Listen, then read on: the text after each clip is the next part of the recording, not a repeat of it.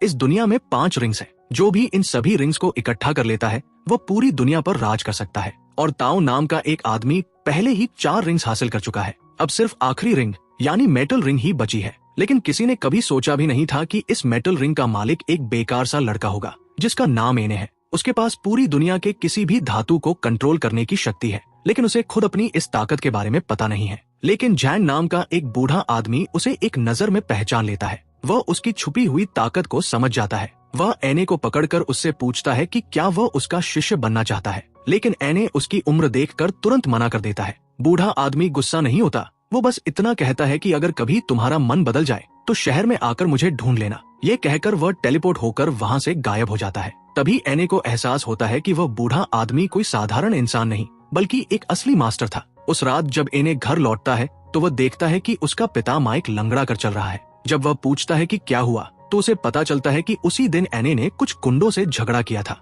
उसके पिता माइक उसे बचाने के लिए बीच में आ गए थे। उन गुंडों ने न सिर्फ माइक को बुरी तरह पीटा बल्कि उसे सबके सामने घुटनों के बल बैठने पर मजबूर कर दिया। इतना ही नहीं, उन्होंने उसे अपने जूते चाटने के लिए भी मजबूर किया। अपने बेटे की खातिर माइक ने यह अपमान सह लिया। ये सब सुनकर एने के अंदर गुस्सा भर जाता है और वो तुरंत बदला लेना चाहता है, लेकिन उसे डर होता है कि कहीं फिर से उसके पिता को नुकसान न हो जाए। इसलिए वो फैसला करता है कि वह पहले ताकतवर बनेगा और फिर वापस आकर बदला लेगा। वह तुरंत अकेले ही शहर की ओर निकल पड़ता है उस बूढ़े आदमी को ढूंढने के लिए। उधर बूढ़े आदमी को पहले से ही पता होता है कि एने आएगा। जैसे ही एने वहाँ पहुँचता है, बूढ़ा उसे पकड़कर एक पल में एक भव्य हॉल में टेलीपोर्ट कर देता है। फिर वह जानबूझकर उसका खंजर छीन लेता है। वह ये परखना चाहता है कि एने वही इंसान है या नहीं जिसकी उसे तलाश थी। वो खंजर को हवा में उछाल देता है। एने उसके पीछे दौड़ता है और हाथ बढ़ाकर उसे अपने मन से कंट्रोल करने की कोशिश करता है। तभी अचानक वो खंजर उड़कर वापस उसके हाथ में आ जाता है। ये देखकर बूढ़ा आदमी पूरी तरह यकीन कर लेता है कि उसे वही व्यक्ति मिल गया है जिसका वो इंतजार कर रहा था। एने उसके सामने घुटनों पर गिर जाता है और उसे अपना गुरु मान लेता है। इसके बाद बूढ़ा उसे धातु को कंट्रोल करना सिखाने लगता है। अपनी प्राकृतिक प्रतिभा के कारण एने बहुत जल्दी इस कला में निपुण हो जाता है। फिर बूढ़ा उसे मेटल रिंग बुलाकर दिखाता है जो कि 5 एलिमेंटल रिंग्स में से एक है। वह एने से कहता है कि इसे ध्यान से सुरक्षित रखना। जैसे ही वह ये कहता है, वो मेटल रिंग अपने आप उड़कर एने की उंगली में आकर पहन जाती है और अब एने उस शक्तिशाली रिंग का नया उत्तराधिकारी बन जाता है और उसे हर हाल में इसकी रक्षा करनी होती है। जैंग उसे ताओ के बारे में भी बताता है जिसने पहले ही 4 रिंग्स हासिल कर ली है और अब वो 5वीं रिंग भी पाकर पूरी दुनिया पर राज करना चाहता है और मानवता को नष्ट करना चाहता है। ये सुनकर एने इस जिम्मेदारी को लेने से मना कर देता है और रिंग वापस करने की कोशिश करता है क्योंकि उसे लगता है कि वह ताओ जैसे शक्तिशाली मार्शल आर्ट मास्टर का सामना नहीं कर सकता। लेकिन जैंग उसे समझाता है कि इस रिंग की रक्षा करना उसका कर्तव्य है क्योंकि वही वह इंसान है जिसके पास धातु तत्व को नियंत्रित करने की आध्यात्मिक शक्ति है और वही इस रिंग की असली ताकत का इस्तेमाल कर सकता है। दूसरी तरफ हम शाइफोंग नाम के एक आदमी को देखते हैं जो 3 लड़कियों का डांस देख रहा होता है और उसका आनंद ले रहा होता है। लेकिन कुछ ही देर बाद उसे वहाँ कुछ अजीब महसूस होने लगता है। अचानक उन लड़कियों में से एक उस पर हमला करने की कोशिश करती है। उनका मकसद उसे फंसाना था क्योंकि शाइफोंग एक फायर मास्टर था और उन लड़कियों को उनके मास्टर ने उसका फायर रिंग छीनने के लिए भेजा था। इसके कारण उनके बीच एक जबरदस्त लड़ाई शुरू हो जाती है। लेकिन वे लड़कियां शाइफोंग की ताकत के सामने टिक नहीं पाती और रिंग हासिल करने में असफल रहती है। इसके बाद शाइफोंग अपनी रिंग का इस्तेमाल करके एक जादुई पोर्टल खोलता है जिससे एक आग का राक्षस बाहर आता है। जैसे ही वह राक्षस उन लड़कियों पर हमला करने वाला होता है, तभी ताओ वहां पहुंच जाता है और आसानी से उस हमले को रोक देता है। वही उन लड़कियों का मास्टर था और उसी ने उन्हें रिंग लाने के लिए भेजा था।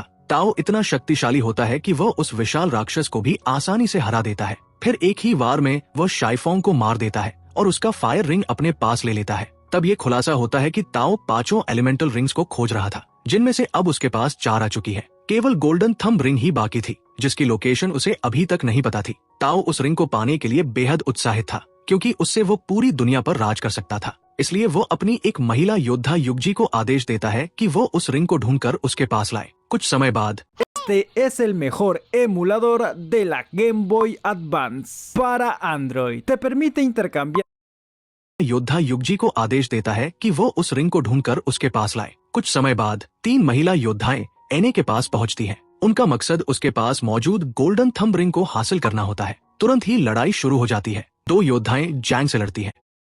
के लिए बेहद उत्साहित था क्योंकि उससे वो पूरी दुनिया पर राज कर सकता था। इसलिए वो अपनी एक महिला योद्धा युगजी को आदेश देता है कि वो उस रिंग को ढूंढकर उसके पास लाए। कुछ समय बाद 3 महिला योद्धाएं एने के पास पहुंचती हैं। उनका मकसद उसके पास मौजूद गोल्डन थंब रिंग को हासिल करना होता है। तुरंत ही लड़ाई शुरू हो जाती है। दो योद्धाएं जैंग से लड़ती हैं, लेकिन उन्हें बहुत कठिनाई का सामना करना पड़ता है क्योंकि जैंग बहुत ही कुशल योद्धा होता है। दूसरी तरफ जो योद्धा एने से लड़ रही होती है वो उसे पकड़ लेती है, लेकिन तभी उसकी नजर जैंग की कलाई पर पड़ती है और वह एक पल के लिए विचलित हो जाती है। उसी मौके का फायदा उठाकर दूसरी महिला योद्धा उस पर जोरदार हमला कर देती है और उसे नीचे गिरा देती है। तब ये पता चलता है कि बाकी दो योद्धाएं उससे जलती हैं, क्योंकि उनका मास्टर उस पर ज्यादा भरोसा करता है और उनकी ताकत को कम आंकता है। जब वह नीचे गिरती है तो उनमें से एक एने पर हमला करके उसे ऊपर से नीचे फेंक देती है, लेकिन तभी वह घायल योद्धा अपनी टेलीपोर्टेशन शक्ति का इस्तेमाल करके एने को बचा लेती है। हालांकि सुरक्षित निकलने से पहले ही दूसरी योद्धा उस पर जादुई हमला कर देती है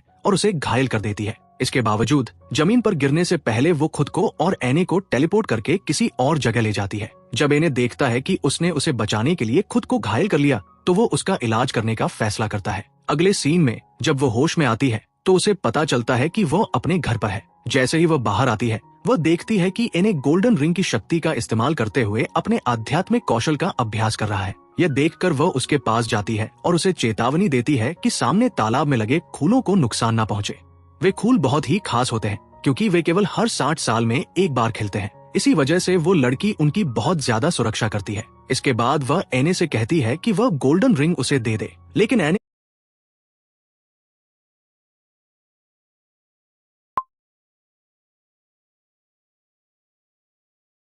मना कर देता है और कहता है कि वह तभी रिंग देगा जब वो उसे टेलीपोर्टेशन मैजिक सिखाएगी, क्योंकि वो हर हाल में अपने मास्टर के लिए उस रिंग को पाना चाहती थी। इसलिए वो उसे सिखाने के लिए तैयार हो जाती है। लेकिन जैसे ही एने टेलीपोर्टेशन सीख लेता है वो उसी शक्ति का इस्तेमाल करके वहाँ से गायब हो जाता है और सीधे अपने गांव अपने पिता से मिलने के लिए निकल पड़ता है। घर जाने से पहले वह मार्केट से नए कपड़े और एक ब्रेसलेट खरीदता है। इसके लिए वो गोल्डन मार्बल का इस्तेमाल करता है जो उसे उन खास फूलों से मिला था जब वो गोल्डन रिंग के साथ प्रैक्टिस कर रहा था। दूसरी तरफ बाकी दो महिला योद्धाएं अपने मास्टर के पास जाती है और उसे उस लड़की की गद्दारी के बारे में बताती है। वे बताती हैं कि उसने एक ऐसे लड़के की मदद की जिसके पास गोल्डन थंब रिंग थी। वे जैंग को भी अपने साथ ले जाती है और उसे अपने हेडक्वार्टर में कैद कर देती है। सब कुछ जानने के बाद उनका मास्टर उन्हें आदेश देता है कि वे उस लड़की को ढूंढकर गिरफ्तार करें। अगले सीन में एक महिला योद्धा उसे ढूंढ लेती है और उससे लड़ाई शुरू कर देती है। क्योंकि वह अभी पूरी तरह से ठीक नहीं हुई थी, वो अपनी ताकत का इस्तेमाल करके उस योद्धा को दूर फेंक देती है ताकि वो कोई बड़ा हमला न कर सके। लेकिन जैसे ही वो योद्धा आखिरी वार करने वाली होती है तभी ताओ वहाँ आ जाता है और लड़ाई रोक देता है। ताओ उसकी गद्दारी पर बहुत गुस्सा होता है और बाकी योद्धाओं को आदेश देता है कि उसे गिरफ्तार करके हेडक्वार्टर ले जाए। इधर जब एने अपने घर पहुंचता है तो वो अपने पिता की हालत देखकर बहुत दुखी हो जाता है। उसका पिता बहुत बीमार हो चुका होता है। अजू उसे बताती है कि जिस दिन एने उसे छोड़कर गया था उसी दिन से उसके पिता की तबीयत खराब है। ये सुनकर एने को और भी बुरा लगता है। वह तुरंत अपने असिस्टेंट को आदेश देता है कि वह सबसे अच्छे वैद्य को ढूंढ कर लाए। वह कहता है कि अब उसके पास बहुत सारे गोल्डन मार्बल है, इसलिए वो किसी भी कीमत पर अपने पिता का इलाज कराना चाहता है। वो अजू को भी कुछ गोल्डन मार्बल देता है ताकि उसे अब संतरे बेचकर मेहनत न करनी पड़े। लेकिन अजू उसका ये तोहफा ठुकरा देती है और उसे याद दिलाती है कि इस दुनिया में सबसे महत्वपूर्ण चीज पैसे नहीं बल्कि प्यार और दयालुता है। इसके बाद दोनों महिला योद्धाएं एने का ठिकाना ढूंढ लेती हैं। वे वहां पहुंचती हैं और जैसे ही अजू और एने का असिस्टेंट घर से बाहर निकल रहे होते हैं उन पर हमला कर देती है।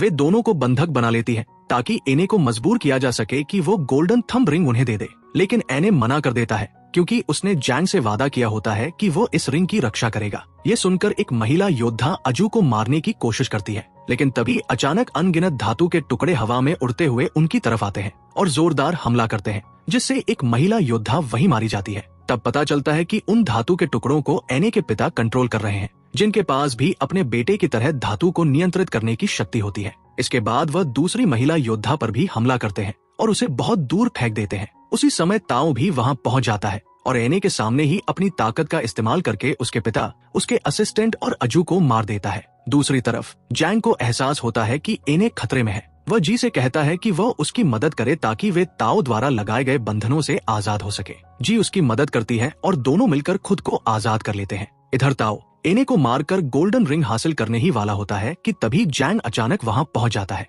वह टेलीपोर्टेशन का इस्तेमाल करके एने को वहां से दूर ले जाता है और दोनों जी के घर पहुंच जाते हैं। वहाँ जैंग जी से कहता है कि वह समय में पीछे जाए और फायर रिंग को हासिल करे। फूलों की आध्यात्मिक शक्ति का इस्तेमाल करके जी अतीत में चली जाती है और उस समय पहुंचती है जब एने ताओ से लड़ रहा होता है। उस समय एने लगभग हार चुका होता है, लेकिन इस मौके का फायदा उठाकर वो फायर रिंग हासिल कर लेता है। हालांकि जैसे ही वो वहां से भागने की कोशिश करता है, एक महिला योद्धा उसे देख लेती है और उस पर हमला कर देती है। दूसरी तरफ वर्तमान समय में वह महिला योद्धा जो एने के पिता के हमले से बच गई थी, जैंग और जी को ढूंढ लेती है और वहां पहुंचकर जी से लड़ाई शुरू कर देती है। काफी जबरदस्त लड़ाई के बाद वह जी को हरा देती है। फिर वह जैंग की तरफ बढ़ती है और उससे लड़ती है, लेकिन आखिर में जैंग उसे भी हरा देता है। इधर अतीत में एने फायर रिंग का इस्तेमाल करके एक आग का राक्षस बुलाता है जो उस महिला